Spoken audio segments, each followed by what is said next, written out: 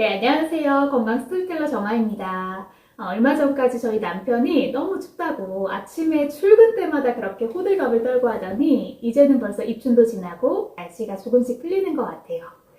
그런데 그만큼 미세먼지 농도가 또 높아지는 경향도 있으니까 공기정화 신경 많이 써주시고요. 또 아직은 아침에도 영하권이니까요. 항상 기온차에 유의하셨으면 좋겠습니다. 가끔씩 낮자닷컴 고객센터를 통해서 직원분과 상담하시는 분들이 계시는데요. 이때 직원분이 평상시에 우리 환우님들이 많이 주시는 질문이나 궁금해하시는 내용들을 따로 체크해 두셨다가 저한테 또 말씀을 해주시기도 하고요. 그 내용을 바탕으로 컨텐츠를 또 제작하기도 하는데요. 이렇게 질문들을 받아보면 치유 방법에 따라서 문의 내용이 조금씩 차이가 있는 것 같더라고요. 자연 치유하시는 분들은 보통 어떤 음식 그리고 어떤 요법으로 치유를 하면 도움이 되는지 이런 부분들을 물어보신다면, 반대로 병행치유나 항암을 중심으로 치병을 하시는 분들은 항암을 하시면서 느껴지는 부작용을 좀 어떻게 해야 완화시킬 수 있는지에 대한 문의를 많이 주십니다. 이때 항암을 하시는 분들이 공통적으로 호소하시는 부작용이 바로 면역력 저하와 설사 그리고 변비인데요. 면역력 저하에 대한 내용은 전에도 많이 말씀드린 적이 있습니다. 그래서 오늘은 항암으로 인한 설사 혹은 변비에 대한 내용과 대처 방법에 대해서 내용을 드려보도록 하겠습니다. 변의 형태가 설사로 나오는 것, 우리 환우님들의 주된 부작용 중에 하나입니다. 설사를 하는 이유는요, 방사선 치료, 또 항암 화학요법 혹은 면역력 저하로 인한 이 장점막의 손상과 또 세균 감염으로 설사를 하게 됩니다. 이런 증상은 전문 용어로 CID라고 하는데요. 이렇게 전문 용어로 분류가 될 정도로 흔하게 사실 나타나는 증상이니까요.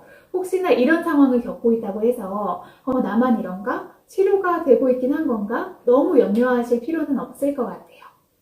병리학적으로 이런 부분에 대해서 통상적으로 사용하는 약물은 3가지가 있습니다. 일반적으로 처방받는 약물은 로페라미드라는 지사제 약을 받기도 하고요. 또 아편 진통제를 써서 복통을 감소시키고 내장으로 독소가 들어가는 것을 방지하는 방식을 쓰기도 하는 옥트레오타이드라는 인슐린 억제제를 쓰기도 합니다. 다만 이런 방식이 임시방편으로 쓰이기는 하지만 결코 해결 방법이라고 보기는 어렵다라고 전문가들 또한 인정을 하고 있는 부분이어서요. 임상실험을 계속 진행 중에 있다고 해요.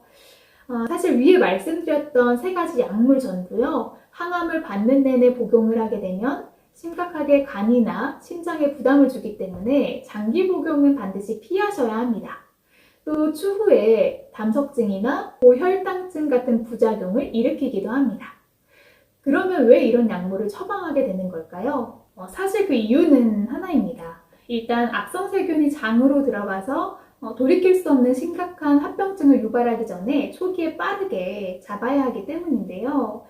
그래서 요즘은 급한 불을 끄기 위한 부작용이 많은 약물을 연구하기보다는 장의 환경을 변화시킬 수 있는 프로바이오틱스나 또 부작용이 없는 항생제 연구가 더 활발하게 이루어지고 있다고 합니다.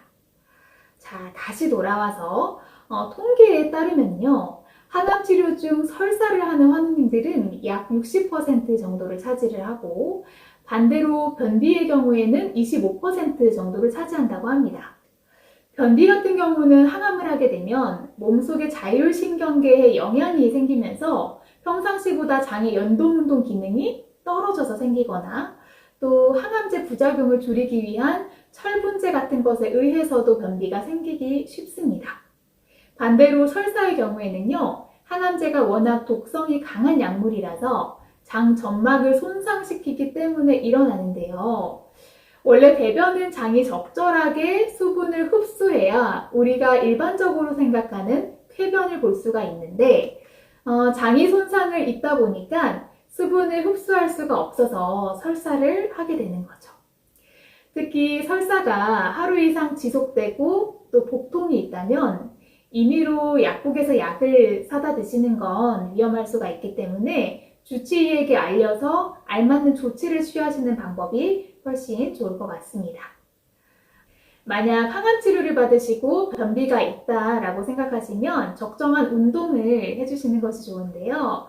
외부로 나가서 중강도 정도의 운동을 하시기 좀 어렵다라고 한다면 집에서라도 스트레칭을 포함을 해서 집 내부에서라도 자주 걷고 또 장을 활성화시킬 수 있는 움직임 자체가 굉장히 중요합니다.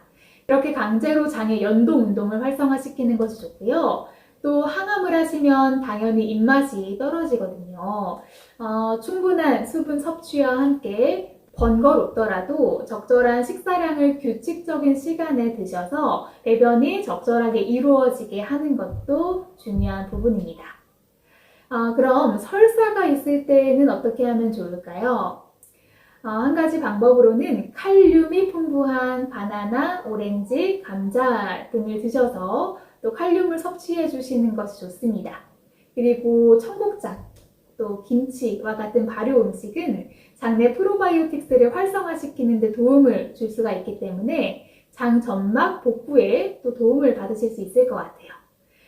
특히 프로바이오틱스에서 분비하는 젖산이 장 줄기세포를 활성화하고 또 소장 점막 상피층을 복원을 해서 복통과 설사를 예방한다라는 서울 아산병원의 연구 결과도 있습니다. 요즘 프로바이오틱스라고 해서 많이 광고하고 그러잖아요. 그래서 정확히 프로바이오틱스가 무엇인지 그리고 어떤 원리로 환우님들께 도움이 되는지는 추후에 따로 정리해서 말씀드릴 수 있도록 하겠습니다. 이게 생각보다 내용이 길고 방대하더라고요.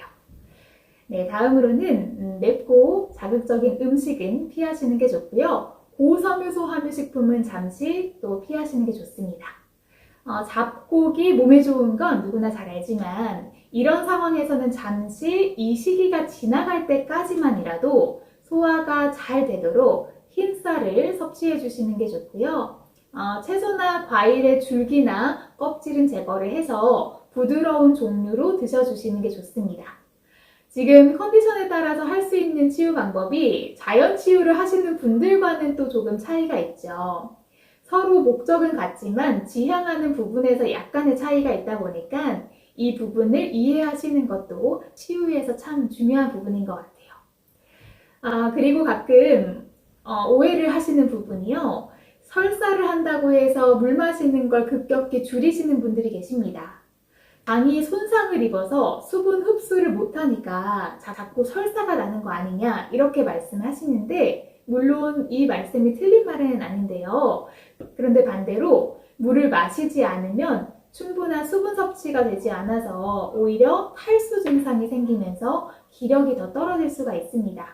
그래서 충분한 수분 섭취를 하시는 것도 참고해서 알아두시면 도움이 될 것 같습니다.